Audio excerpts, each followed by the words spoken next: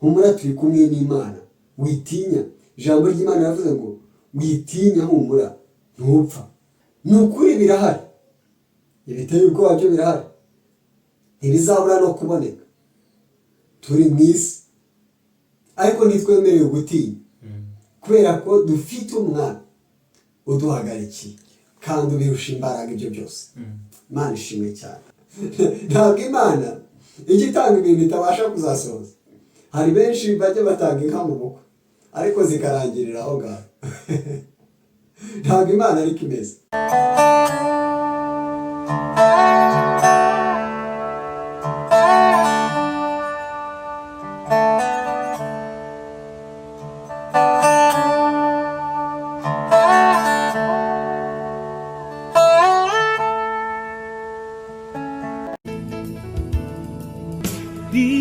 birashoboka ko kurira kwararira umuntu nijoro,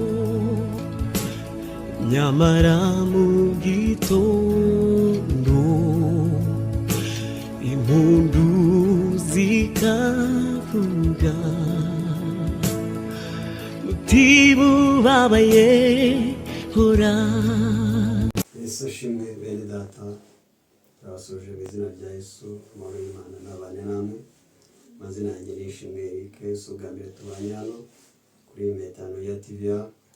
Tugiye kugaruka muri ya porogaramu yacu yitwa Witinya. Ni ikiganiro se cyane ijambo ry'Imana ryashyiriweho guhumuriza imitima y'abaryumva kubera ibitero ubwoba byinshi bihari muri iyi minsi ya none, ariko nubwo bihari dufite natwe Imana yacu ibirusha amaboko. Reka mbere yuko twinjira mu ijambo ry'Imana tubanze dusenga Imana. Turagushimiye Mwami Yesu, tugushimiye ubuntu bwawe n'urukundo, izina ryawe rihabwe icyubahiro. Wahisemo kuduhumuriza ukoresheje ijambo Witinya, kandi byagiye bigaragara kenshi ubibwira abagaragu bawe mu bihe bitandukanye babaga barimo. Umunsi rero wahisemo kubibwira abakurikirana Metano ya TVA kugira ngo bahumurizwe imitima yabo. Mwami Imana, turakwinginze cyane, twebwe nk'abantu tubivuga gatoya ariko yishure mu buryo bwagutse mu mitima y'abazabyumva mu izina rya Yesu. Amen. Tugiye gusoma ijambo ry'Imana dusanga mu gitabo cy'Abacamanza ibice 6:3. Igitabo cy'Abacamanza ibice 6:3 hari ijambo rivuze ngo nuko Uwiteka aramubwira ati humura witinya ntupfa. Nuko Uwiteka aramubwira ati humura witinya ntupfa. Hanyuma kuri wowe uryumva nanjye tubisome. Ushatse wavuga ngo nuko Uwiteka arambwira ati, ukivuga nuko Uwiteka arakubwira ati humura witinya ntupfa. Ni ijambo nava ngo ritari rirerire ariko kandi rinumvikana cyane, kandi ijambo rigira agaciro bitewe n'urivuze n'igihe arivugiyemo. Amen. Ni kenshi tujye twumva amagambo y'abantu, nimvuga amagambo ntimugire ngo ni ya yandi tujya twita amagambo, ahubwo abaye menshi kubera ko agiye mu bwinshi. Amagambo umuntu akakizeza ibintu ariko ukamugira icyizere bitewe no kumuzi n'agaciro afite. Hari abantu tugira icyizere kubw'ijambo batubwiye, ukavuga ati ubwo ari runaka urivuze azarisohoza. None hano ijambo dusomye ryavuzwe n'Uwiteka. Iyo tuvuze Uwiteka tuba tuvuze Imana. Imana ihoraho, Imana yahozeho. Imana ishimwe. Ararume Ministries bararimye ngo ni Imana itarigeze iremwa. Ntiyigeze iremwa, ni umuremyi, kandi ngo ni Imana ibera hose icyarimwe. Haleluya. Amen. Ntabwo ari Imana ikora nijoro ku manywa ituze. Si n'Imana ikora ku manywa ngo nijoro ijye kuruhuka. Ni Imana ihora iri maso. Kera umuhanzi wari uhari, uyu munsi ni umupasiteri, yitwa Mugabo, yarimbye indirimbo ivuga ngo ntiyaryama, ngo twese twashiramutse iryana ngo ntijye inamunikiye ngo yasezeranye kuturinda. Haleluya. Biri mu nshingano zayo, yarabyiyemeje yo ubwayo, iravuga ngo nzabarinda. Najya ngo mwumve agaciro kw'ijambo Imana yivugiye ubwayo. Bibiliya tuyisangamo amagambo yavuzwe n'abantu, tukayisangamo amagambo yagiye avugwa n'abamarayika batumwe n'Imana, tukayisangamo amagambo yavuzwe n'Umwuka Wera anyuze mu bantu, ariko hari n'ay'Imana yivugiye ubwayo. Haleluya. Ayo magambo rero agenda agira agaciro bitewe n'abayavuze. Pawulo we hari yanditse akavuga ngo njye bivuze nk'umuntu.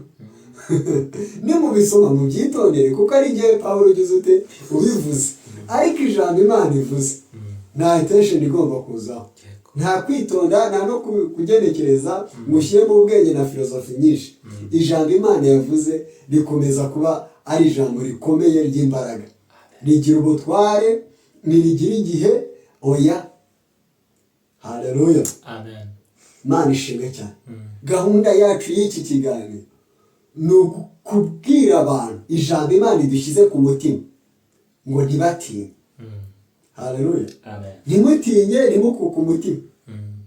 Nubwo ibitinyisha abantu bibaye byinshi muri ibi bihe bya none, hari indwara z'inzaduka, z'ibyorezo, hari intambara n'impuha zazo, hari inzara abantu bari gutinya ngo bari guhinga imyaka ngo imvura ntigwire igihe. Mbega ni byinshi bihangayikishije abantu. Hari abandi bari kwiga ariko bakavuga ati ntabwo tuzabona akazi, ibyo biteye abantu gutinya. Abasore bo bafite ubwoba ati twebwe tuzavamo abagabo gute, baratinye kubera ko nta income bari kubona, nta naho babona bayivana. Abakobwa nabo ati turakuraho abagabo bazima bafite imico myiza basenga n'Imana. Mbega ibintu biteye abantu ubwo ni byinshi. Haleluya. Ariko nibuka ijambo rivuga ngo hahirwa cyangwa se abazi Imana yabo bazakomera, nibamara gukomera bakora ibyo butwara. Imana ishimwe cyane. Wongere wibuke imbaraga z'Imana yabo. Bibiliya ivuga ngo hahirwa abafite mu mitima yabo inzira z'igisiyoni, kandi hahirwa ngo n'abamufitemo imbaraga. Iyo bageze mu gikombe cya Baka ngo bajya bagihinduranaho amasoko. Igikombe cya Baka ngo ni igikombe kibi cyane, cyapfiriyemo navuga ngo cyaguyemo benshi. Haleluya. Ariko abantu ngo bakomeye mu mitima yabo, bafite inzira z'igisiyoni, bagendanye n'Imana, bafite ijambo bavuganye n'Imana, bajya babasha kuhatambuka. Baka yaba nyinshi ku buzima bwawe. Umuntu ashobora kugera mu gihe cy'inzara akavuga ati se Mana nanjye nzarya, ariko Imana ijya itanga ibiryo. Umuntu agera mu gihe cyo kwambara ubusa akavuga ati se Mana nanjye nzambara, ariko Imana ikamwambika.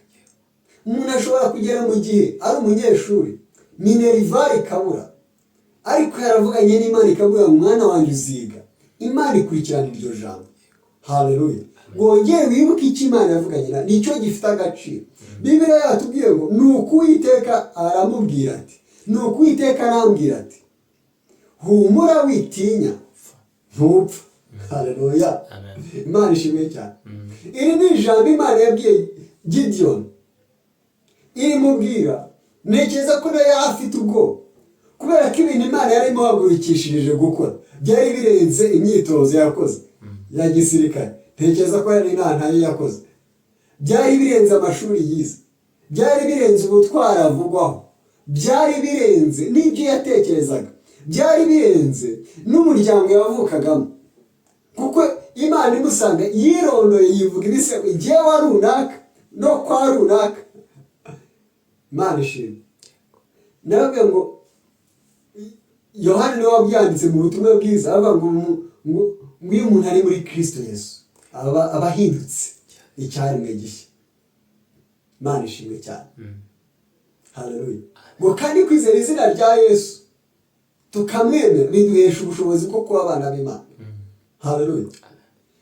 Abantu batwumva cyangwa se bazatwumva bizeye Yesu nk'umwami n'umukiza mu bugingo bwabo, biyumve nk'abana b'Imana kuruta uko bakiyumva nk'abana bo kwa runaka. Iwacu mu miryango hari amateka tuhafite tuhakomora atari meza, ariko tugeze kwa Yesu yaduhinduriye amateka. Haleluya. Ibyo twari tuzi ko bitatuzaho dutangira kumva Imana ibitubwira mu masezerano iva mu nzabagira gutya, nuko twahinduriye igisekuruza mu buryo bw'umwuka we tukaba abana b'Imana. Kuba umwana w'Imana nicyo gikomeye, kiguhumurize rero, gitume wewe gutinya buri kintu icyo ari cyo cyose giteye ubwoba imbere yawe. Haleluya. Ni ukuri birahari, ibiteye ubwoba byo birahari, ntibizabura no kuboneka. Turi mu isi ariko ntitwemerewe gutinya, kubera ko dufite umwana uduhagarikiye kandi ubirusha imbaraga ibyo byose. Imana ishimwe cyane. Haleluya. Nawe hari wamera nka Gideyoni, wakumva ijwi ry'Imana ukumva ntiwari ukwiriye kugendererwa, wakumva iby'Imana ikubwira ko batari ko Mana uburyo ngo ndema agatima. Ntabwo Imana ijya itanga ibintu itabasha kuzasohoza. Hari benshi bajya batanga inka mu bukwe ariko zikarangirira aho ngaho. Ntabwo Imana ariko imeze. Ibintu Imana yakubwiye izabikora. Haleluya. Izabikora. Bibiliya ivuga ubwo itimanye umwana wayo ikamutanga ku bwacu twese, izabura ite kumuduhana n'ibindi byose. Mbese ikintu wumva gifite agaciro kuruta umwana w'Imana ni igiki? Imana yakubwiye inzu, humura igihe kizagera uzava mu bukode. Imana yakubwiye ko uzarangiza kwiga, humura minerivare izaboneka uzarangiza. Imana yavuze ko izakubakira wa musore we, humura. Ni Imana itanga inkwano, ni Imana itanga aho kuba, ni Imana itanga ibyakubaka umuryango. Birashoboka ko umaze igihe kirekire nta rubyaro, ariko Imana yaragusezeranyije ko uzabona urubyaro. Humura, ntabwo ijambo Imana ivuga rihera. Na Hana wari umaze imyaka myinshi yaramubonye, na Sara nawe yaramubonye, n'abandi bagiye bahabwa amasezerano n'uwo tuzi. Ibuka bwa buhamya bwa wa muntu wari umaze imyaka myinshi, wumvise. Imana yacu isohoza amasezerano, ni Imana itibagirwa. Komeza uyizere, we gutinya ibyo ubona urimo none. Muri ibyo yavuze ngo reka gutinya ibizakubaho, Imana irakurinda. Mu nzira zose ucamo Imana irakurinda. Aravuga ngo muyimenyeshe gusa ibikubabaje. Icyo cyonyine, kubwira Imana ati Imana mbabajwe n'iki, byonyine birahagije imbere y'Imana.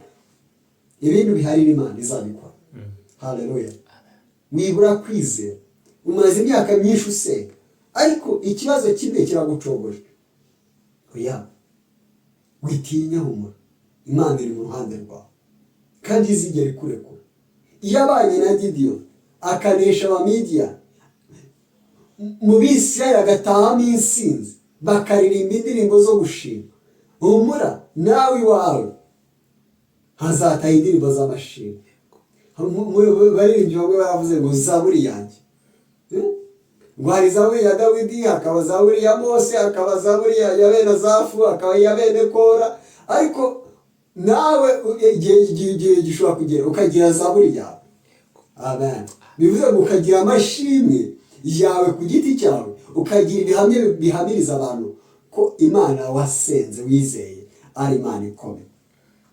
Imana ibahe umugisha. Nta kindi dufite kubwira abantu uretse kubabwira ngo be gutinya. Ubwoba ni bubi, ubwoba buricisha, ubwoba butuma umuntu atsindwa atarwanye, ubwoba mbega butuma usubira inyuma, nta kigukangisha imbere. Kera habagaho ibintu byitwa baringa, sinzi niba n'ubuzi kiba, ariko haje iterambere, amatara yaraje, ariko wabonaga nk'igihe urahari ukiruka kubera ubwoba, ukagira ngo ni igikoko, ni inyamaswa y'inkazi, ariko umuntu aba yikanze ubusa. Humura, turi kumwe n'Imana, witinya.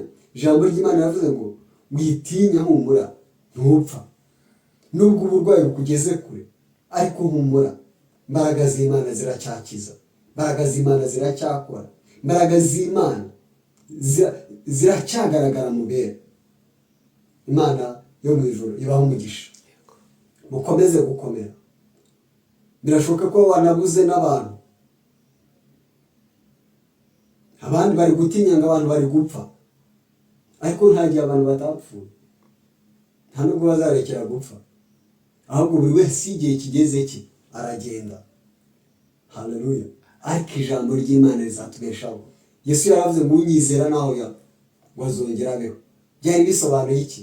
Ko ubuzima bw'abamwizera butagarukira ino gusa, bufite n'ahandi bwerekeza. Imana yamwije umugisha, mukomeze munezererwe ijambo ry'Imana, kandi mubitwereke, muduhe ibitekerezo muri komenti, munasakaza ubutumwa bwiza burushaho kugera kuri benshi. Imana yo mu ijuru ijye ibaha umugisha. Reka dusenge Imana. Turagushimiye Yesu, tugushimiye kubw'ijambo ryawe, tugushimiye ko mwana wemeye ko abantu bakomeza kumvira ijambo ry'ihumure. Kandi Theo yigeze arimba aravuga ngo iraguhumurije humura, aravuga ngo ibiteye ubwoba ntibizabura, ngo ariko iminsi yawe irabazwa, nta kizakuraho n'umunsi umwe. Bivuze ngo tutarabaho, we wari waratekereje uburyo tuzabaho, utegeka inzira tuzanyuramo, Mwami Imana uyitegura mbere, udutegurira iminsi tuzamara, kandi wari ubizi neza ko tuje mu isi irimo intambara n'ibibazo. Niyo mpamvu wavuze ijambo uratubwira ngo muhumure mwe gutinya, nubwo ibiteye ubwoba bihari, nubwo ibikangisho by'umwanzi bihari, nubwo izo ntare zitonoma, ngo ariko ziraziritse. Nyemera abantu bawe batewe ubwoba na byinshi bibagose, bongere bakire ijambo ry'ihumure mu mitima yabo. Kandi kubibagoye, Mwami Imana ugira icyo ukora, baririmba indirimbo z'amashimwe. Bana natwe kandi ukomeze kudushyigikira kuri uyu murimo wawe, mu izina rya Yesu, amen.